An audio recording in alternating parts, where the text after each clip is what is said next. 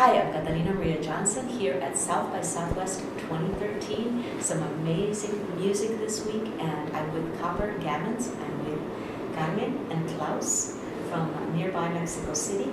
Very unusual group, very unusual sound, and very unusual story in terms of your name, Niños de Cobre, Copper Gamins. Tell me about that. Okay, well, we met back in high school, and we were in some cover bands all that time. And in January 2011, we played our first show as the Copper Gamins. So that's kind of when the band formed. Like a few months earlier before that, we rehearsed, and that's it. And the Copper Gamins, that's a name we came up with from. I admire Charles Chaplin a lot, so that's how we came up with the name. And there's a movie by Charles Chaplin called Modern Times, in which Paulette Goddard plays one of the main characters, and she's credited as just a gamin. And a gamin is like a romanticized version of a early 20th century street kid with gangs and pickpockets and like little thieves, things like that. And that's how the name. Yeah, you know how they portray those kids in movies. They with the big hats and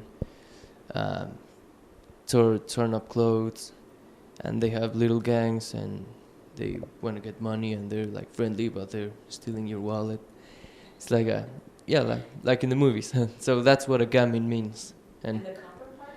Well, copper is sometimes I play a slide, and I use a copper slide. So, and I also admire Paulette Goddard a lot, and so that's her character. So we said the Copper Gamins. Copper Gamins. And Los Niños de Cobre is just a kind of a literal translation from the name in English. Now tell me a little bit about the music that you compose and that you put together as Copper Gamins. It's just the two of you, and so what sets of instruments and the laptop, or how do you put it all together? Absolutely no laptops. No laptops. No laptops. Just we always record on tape. Oh, wow. It's just Klaus playing the drums, and sometimes he shouts to make like background vocals, and I play guitar, and I sing, and I stomp the ground with my foot, and that's about it. And I thought I heard like different layers, but maybe that was just you were all putting that together, just the two of you, yeah, all by yourselves. yeah, most of the songs are just guitar and drums, and just a handful of songs have a second guitar, but that's it. Just. And how would you describe your musical vision? I mean, what where do you get your inspiration, or where does your inspiration come? Well, I guess the band musically gets the inspiration from all the recordings done by John and Alan Lomax. They were field recordings from deep south of the United States during the early 20th century, and we also like punk before it was punk. You know the Stooges, MC5, garage rock like Public Nuisance, the Standals, and early rock and roll from the 50s, rockabilly. How did you run across the field recordings? I mean, are you a musicologist, or is that an anthropologist? I mean, that's kind of an interesting source of inspiration. I don't know. It's just by accident. I heard I heard a recording by Son House for the Library of Congress. Then I started looking up the Library of Congress, and that led me up to John and Alan Lomax and how they recorded just hundreds of songs, and just some of them weren't even songs. Just songs. From there were recordings of little children dancing and singing on the street. Yes, if they saw something that interested them, they stopped the car and recorded them, and then moved on to the next town. Now you had like when I said laptop, you were like, no, laptop. Do you have a, a version specifically as a musician? I mean, do you feel that or I mean, I'm sure in terms of your musical vision, but is there a particular reason why you haven't chosen, coming off of a very sparse or austere, set of elements to musicians, to not incorporate any like sampling or anything like that would involve the laptop, the dreaded laptop?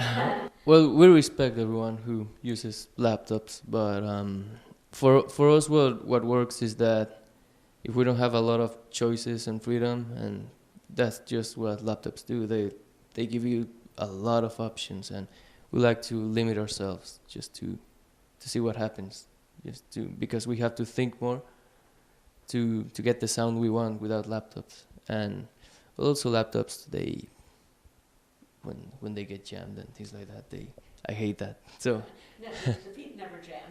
yeah, and using tape creates a better atmosphere that we like, and we play better with that atmosphere, and we record better, and I don't know, it just it inspires you. You have to do what inspires you, and laptops.